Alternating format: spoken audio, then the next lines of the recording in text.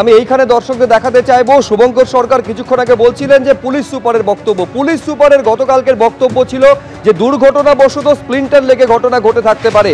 এবার সেই ঘটনা, সেই দাবি প্রত্যাহারের দাবি জানানো হয়েছে, নাকচ করা হয়েছে এই দুর্ঘটনার তত্ত্ব মৃতার পরিবারের তরফে। এই বক্তব্যকে প্রত্যাহার করতে হবে এই দাবি জানিয়ে চিঠি দেওয়া হলো মৃতার পরিবারের তরফে। এসপিকে চিঠি বালিকার পরিবারের। আপনারা জানেন যে তৃণমূলের বিজয় উল্লাস থেকে বোমা ছোড়া হয়, এই অভিযোগ সামনে আসে এবং তাতে মৃত্যু হয় চতুর্থ শ্রেণীর ছাত্রীর। কালীগঞ্জে বোমাবাজির ঘটনায় 9 বছরের তামান্না খাতুনের মৃত্যুর পর 4 জনকে গ্রেফতার করেছে পুলিশ। কিন্তু গতকালকে যে বক্তব্য পুলিশ সুপার দিয়েছিলেন অমরনাথকে, তার বক্তব্য প্রত্যাহার করতে হবে এই দাবি জানিয়ে চিঠি দেওয়া হয়েছে পুলিশ সুপারকে মৃতার পরিবারের তরফে। এরই পাশাপাশি এই ঘটনার রিপোর্ট তলব করেছে রাজ্য শিশু অধিকার সুরক্ষা কমিশন। রাজ্য পুলিশের কাছ থেকে রিপোর্ট তলব করেছে তারা। গতকাল ঠিক কি বলেছিলেন পুলিশ সুপার দেখাবো আপনাদের। 2023 সালেও আগে একটা বম্বিং এর ইনসিডেন্ট হয়েছিল, যেটাতে আমাদের লোকাল ওসিও ইনজোর্ড হয়েছিল। তখন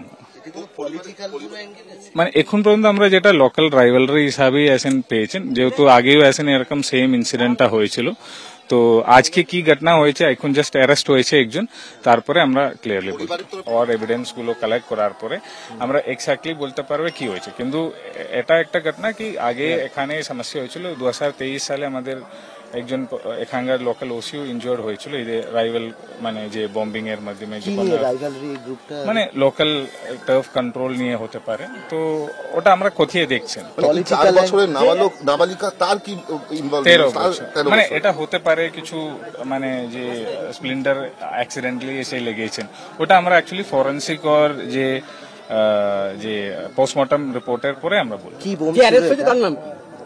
ওটা আমরা আত্মার শেখ বলে একজন যার বিরুদ্ধে অ্যালিগেশন আছে, পুরো পলিটিক্যাল ব্যাকগ্রাউন্ড আছে। এখন পর্যন্ত আমরা কিছু পাইনি। কি বোম ইউজ হয়েছিল মানে ওটা ফরেন্সিক আর পোস্টমর্টম অ্যাসাম্পশনে মানে এক্সামিনেশনের পরে আমরা বলি। আর এই ঘটনার পর পুলিশের ভূমিকা নিয়ে প্রশ্ন তুলতে শুরু করেছে মৃত বালিকার পরিবার। পুলিশ ঘটনা ঘটার অনেকক্ষণ পরে এসেছিল, উদ্দেশ্য প্রণোদিতভাবে তাদের মেয়েকে হত্যা করা হয়েছে। শুধু তাই নয়, পুলিশকে ডেডলাইন পর্যন্ত বেঁধে দিচ্ছেন মৃতার মা। 24 ঘন্টা সময় দিচ্ছি, তার মধ্যে কড়া পদক্ষেপ না নেওয়া হলে প্রয়োজনে আদালতে যাব, সিবিআই চাইবো।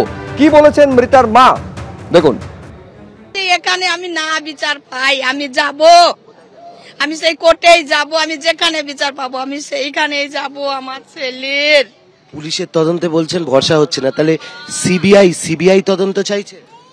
সিবিআই আসুক, সিবিআই এর তদন্তই করুক, সিবিআই আসুক, এসে আমার ছেলে ন্যায্য বিচার করে দেখ।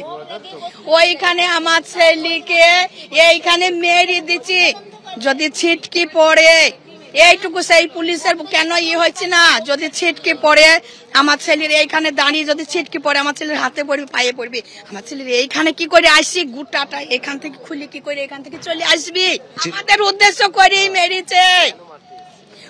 ওদেরকে হয়তো ভোট দেওয়া হয় না, আমি সিপিএম পার্টিকে ভোট দিই। একটা জিনিস জানতে চাইবো, খুব খারাপ অবস্থা আপনার বুঝতে পারছি, কিন্তু সেদিনকে আপনার মেয়ে মারা যাওয়ার পরে পুলিশ কতক্ষণ বাদে এসছে? অনেকক্ষণ পর আমি এইখানে একেবারে লড়াই করছি, এমনি করে আমি তুলতে পারছি না, এইগুলা সব নাই, এ হাত নাই। আমার মেয়ের এই জাম্মা এইখান থেকে একবারে ছিঁড়ে চলে গেছে, আমি তুলতে পারছি না, এমনি রক্ত ভর্তি হয়ে গেছে। 24 ঘন্টা সময় দেওয়া হয়েছে কালকে পুলিশে, 24 ঘন্টা সময় দেওয়া হয়েছে। 24 ঘন্টার মধ্যে ওরা ব্যবস্থা করবে পুলিশে, যদি পুলিশে না ব্যবস্থা করে অন্য কিছু যা ব্যবস্থা আছে তাই করবো। উৎসবের নমুনা হতে পারে, বিজয় উৎসবের উৎসব করে কি মানুষ মেরে দেবে? উৎসব করে আমার ছেলেকে মেরে দেবে? ওদের আনন্দে আমার ছেলের জীবন যাবে? কোন মন্দিরে বলেছে যে উৎসব করো মানুষ মারো? উদ্দেশ্য করেই মেরেছে, উদ্দেশ্য করেই চলে এসে মেরেছে।